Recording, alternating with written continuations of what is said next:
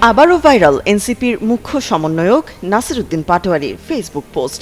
বুধবার সকালে নিজের ভেরিফাইড ফেসবুক পেজে তিনি লেখেন, গত কয়েকদিনে বয়োজ্যেষ্ঠ বন্ধু, রাজনৈতিক শুভাকাঙ্ক্ষী, মন্ত্রী, এমপি ও প্রিয় সহযোদ্ধাদের সাথে কিছু আন্তরিক কথা বলার সুযোগ হয়েছিল। সবার কাছ থেকে একটি সুন্দর দিক নির্দেশনা পেয়েছেন তিনি। পাশাপাশি ব্যক্তিগত আক্রমণ এড়িয়ে চলা, অপ্রয়োজনীয় কথাবার্তা থেকে দূরে থাকে এবং গঠনমূলক আলোচনায় মনোযোগ দেওয়ার নির্দেশনাও পেয়েছেন তাদের কাছে।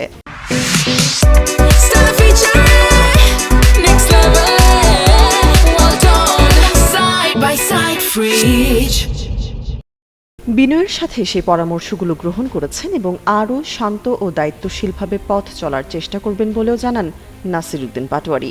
রাজনৈতিক, অর্থনৈতিক ও সাংস্কৃতিক অগ্রগতির জন্য নিজের সমর্থন অনুযায়ী কাজ করার ইচ্ছে পোষণ করেন এনসিপির এই নেতা। তার কোনো কথা বা কাজে অনিচ্ছাকৃতভাবে কেউ কষ্ট পেয়ে থাকলে আন্তরিকভাবে ক্ষমা প্রার্থনা করে নাসির উদ্দিন পাটোয়ারি লেখেন, সবার দোয়া, ভালোবাসা ও পরামর্শ তার পথ চলার শক্তি। গতকাল ধানমন্ডির তাকুয়া মসজিদে কিয়ামুল লাইলের মাধ্যমে এই আত্মিক যাত্রার এক নীরব সূচনা করেছেন বলেও জোর দেন এনসিপির মুখ্য সমন্বয়ক নাসির উদ্দিন পাটোয়ারি।